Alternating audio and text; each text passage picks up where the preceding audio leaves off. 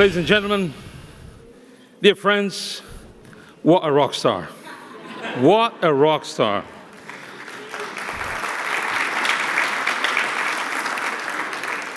I got to be honest with you.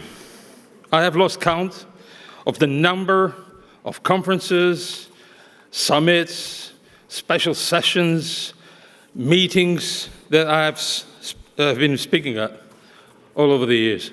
But I've never seen such an energy, such a power, such a grip, such an enthusiasm. And what a way to start this second part of our amazing EurAfrica summit. My first words are obviously to congratulate the Portuguese Diaspora Council and all those involved. It's not easy to organize an event of this magnitude with the caliber, with the stamina, with the foresight, with the leadership that I see in this room. So my first words are obviously also addressed to them, the President, the Board, all my fellow members of the Council, for what is indisputably a great occasion to brainstorm about the future of one of the most appealing, successful, powerful clusters in the planet, sport. Now, I had prepared here some notes, but as you know me, I speak out of my heart, and I don't follow premeditated patterns, I don't follow preconceived path, I just speak out of my heart as I see it. We are here in this magnificent institution, and hello to the Mayor, Carlos Carreiras from Cascais, in the aftermath of the final of the UEFA European Championship. At the same time, we had Copa America in the US. And in a few days, we will have the kickoff of the Olympic Games, followed by the Paralympic Games. Sport is in the air. Sport is popular, sport is appealing, sport is gaining its role in today's society and economy.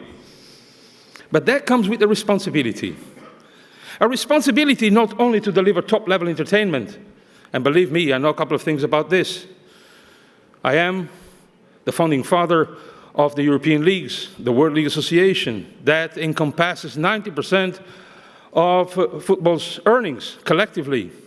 So I know the virtues, the virtualities, the power, and this unique, unrivaled capacity to generate and deliver Mandela's dream. And I quote Mandela's dream because this conference is held under the umbrella of a cooperation between Europe and Africa. And it's not only appropriate, it is the right thing to do. It was he who said that the power of sport can inspire, can motivate, can deliver change and hope where little else can. We all know this is true. We all know his example and how he used rugby to unite a nation divided by so many factors. But sport was called in to perform its duty, to assume its responsibilities to the full. So that power, that light, that spark, that unites us all, that feeds our passion, our trust, our belief, that delivers self-esteem, which was what I felt as a Portuguese when 20 years ago we organized the Euro Championship. When the Portuguese teams win international competition, when our athletes rise up and transcend themselves and show that not only we can match the best, but we can overcome. We can prevail, we can win. And this is the winning spirit, Anita. We will have a lot to talk about because you embody that spirit.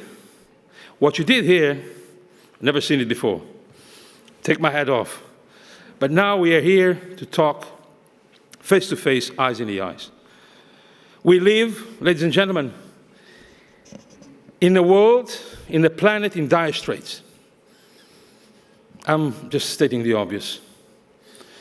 We deal with climate change, we deal with poverty, we deal with hunger, we deal with growing tensions It's not just economic tensions, social tensions. Now there are military tensions.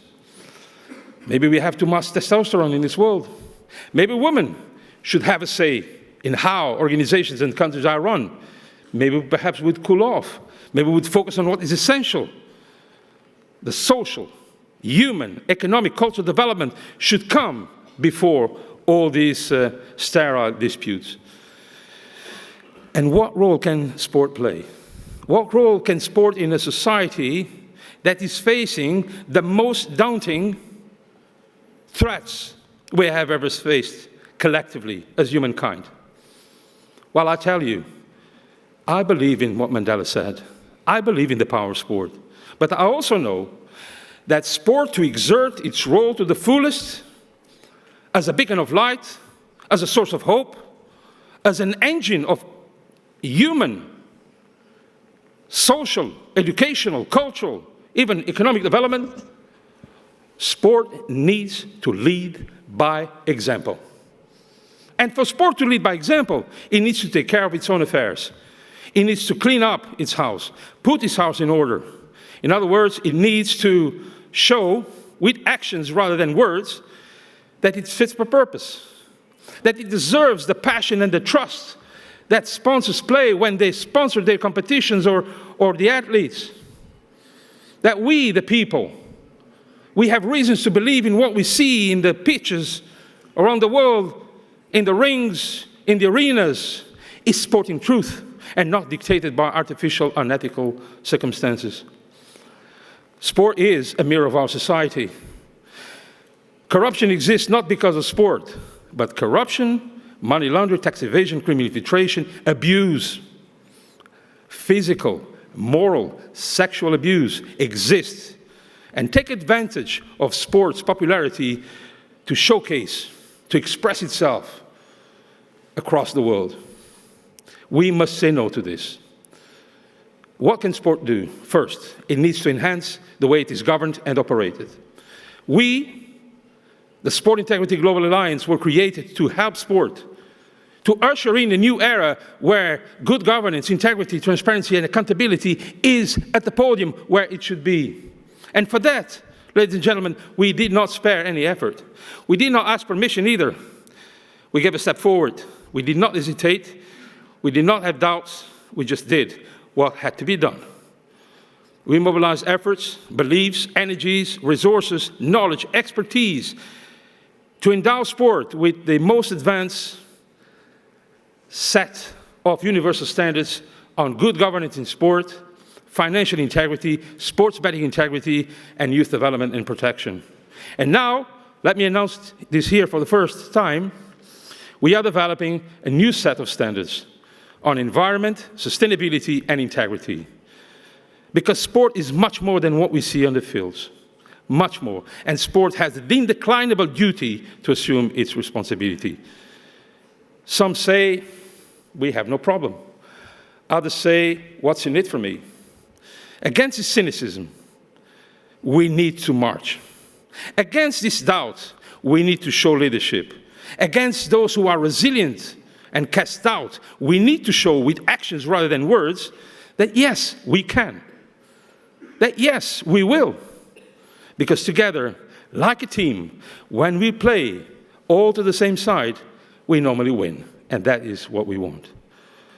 More than that, and I'm seeing here, he will be one of the protagonists of the next panel, one of the major sponsors in this country. A sponsor who has prioritized women's football or women's sport, and I take my hat off for this. That's a sign of social responsibility. That is a sign of leadership. And I would like to urge and ask and appeal to other sponsors, other big organizations who are here in this room, to give a step forward, to follow his footsteps, to make a difference, to put your money where your mouth is. Because without resources, we just have words and intentions. And we need not grandiloquent aspirations, we need deeds, we need results, we need reforms, we need change. So don't be a bystander. Pick your side. There is no room for neutrality. It is time for action, and this action must come now. We have the silver bullet. A set of universal standards, I mentioned, no one else has. I mean, we have here, for the building of this space, we have set of standards for the clothes we wear, the food we eat, the planes that carried us here, the car that drove us here. Paradoxically, there is no for sport. Now, if we want to be recognized as a top industry, we do need to be accountable. And this comes with the SIGA independent rating and verification system.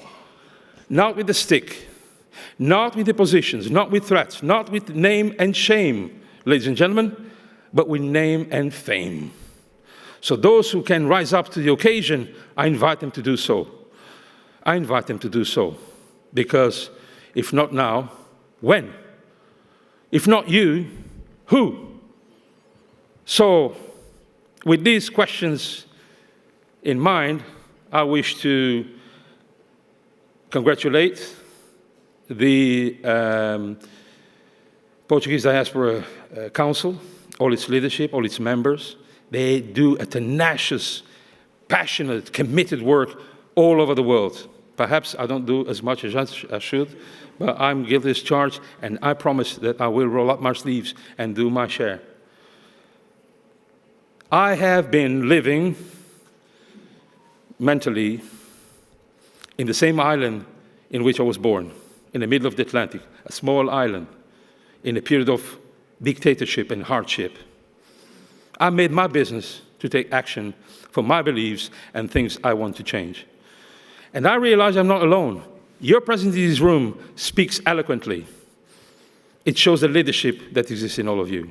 I appeal to that. I appeal to the leaders that live inside you to help us to usher in sport a new era of integrity, transparency, and accountability, so that sport can fulfill, together with international cooperation, together with the sovereign function of the states and other authorities, and global business and civil society, we can usher in sport into a new era. That's it, ladies and gentlemen. I hope I have not been too provocative. I've been accused of that. But I have blood in my veins, and this blood leads me to tell it the way I see it. Thank you.